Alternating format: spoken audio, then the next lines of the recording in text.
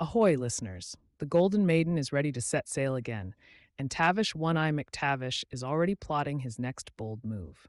In this episode, Tavish gathers a loyal crew and sets his sights on a daring heist, targeting a Spanish silver convoy.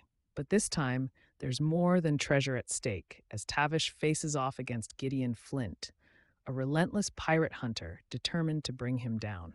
Join us as the adventure begins, filled with cunning plans, fierce battles, and the rising tension that always follows Tavish on his quest for glory.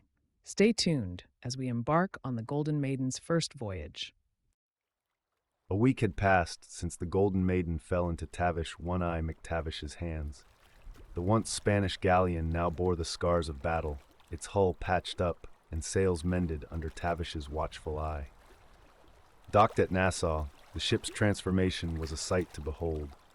Tavish spared no effort in refitting the vessel, investing every ounce of his new wealth into making the Golden Maiden the envy of the Caribbean.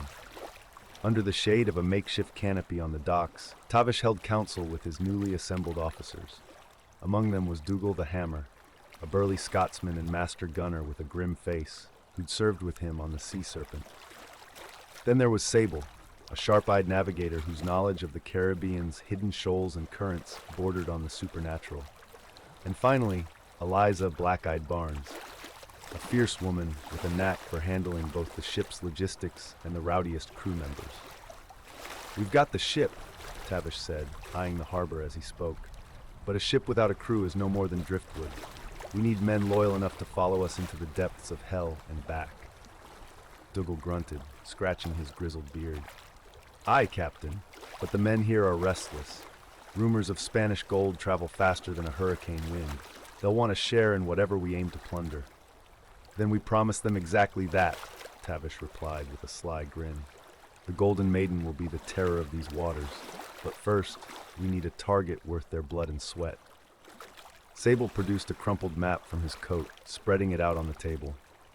"I've heard whispers of a Spanish silver convoy set to depart from Havana," he murmured. "They're escorting the governor's tribute to Spain, heavily guarded, but ripe for the taking if we play it smart." Tavish leaned forward, his one good eye glinting with excitement. "Perfect. We'll use the Golden Maiden's Spanish origins to get close. But first, we rally the crew. Spread the word that Tavish One-Eye McTavish is looking for men with courage and a thirst for wealth."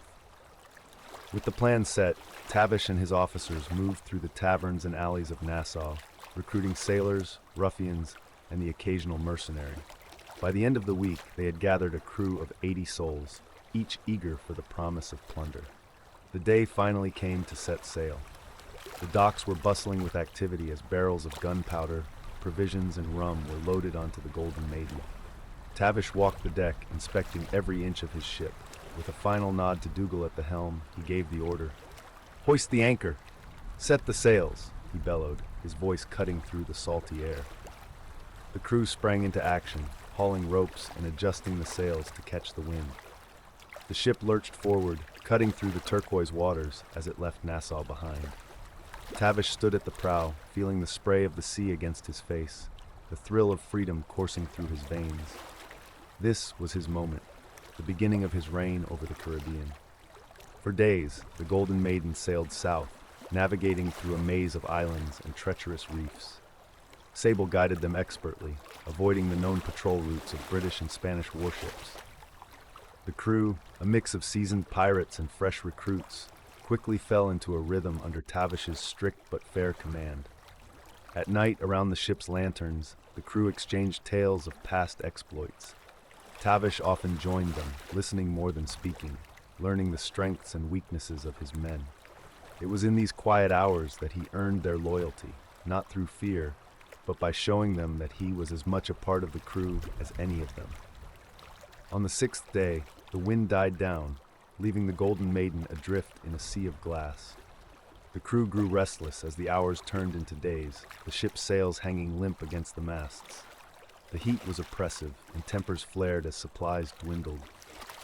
Tavish gathered his officers in the captain's quarters, the air thick with tension. "We've drifted off course," Sable admitted, tracing a line on the map with a frown. "The convoy route is farther north, but without wind, we're stuck." Dougal slammed his fist on the table. Blasted luck.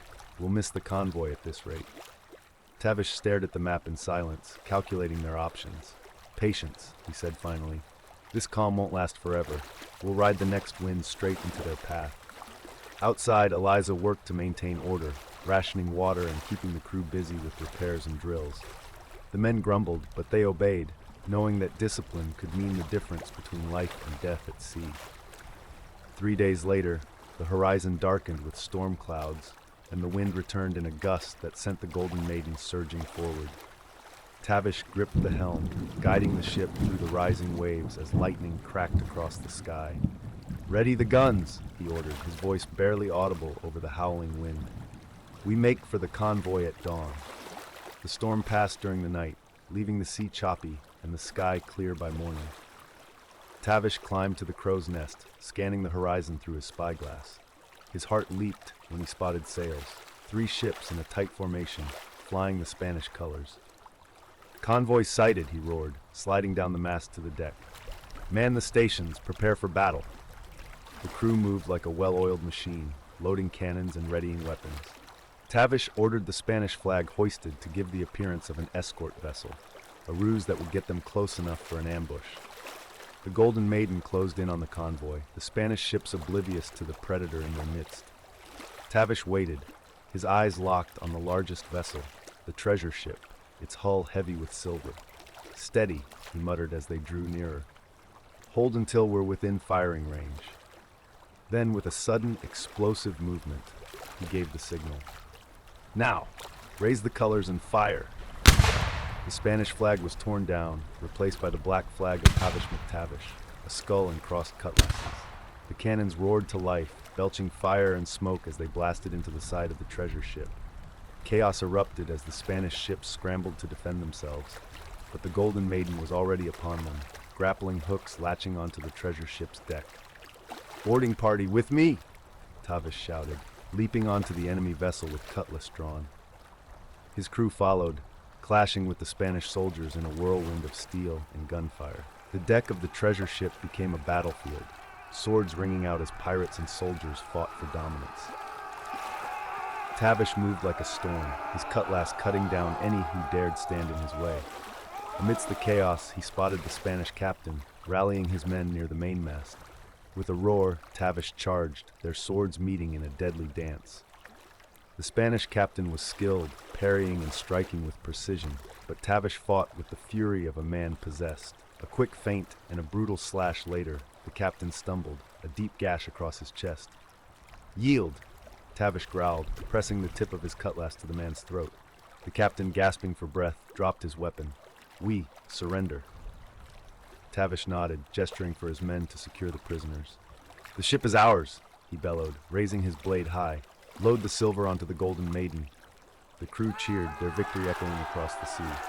For hours, they worked to transfer the chests of silver, each one heavier than the last. The treasure they had captured was vast, enough to make every man aboard rich. And so, the Golden Maiden sails boldly into danger, with Tavish, One-Eye McTavish, leading his crew toward a daring encounter with the Spanish silver convoy. But as every pirate knows, fortune favors the bold, and the risks are high. Will Tavish's plan succeed, or is the relentless Gideon Flint closing in faster than expected? Stay tuned for the next part of this thrilling adventure, as battles rage and the stakes climb even higher. Don't forget to like the video. Leave a comment with your thoughts on Tavish's strategy, and make sure you're subscribed with notifications on. There's much more to come in this epic saga.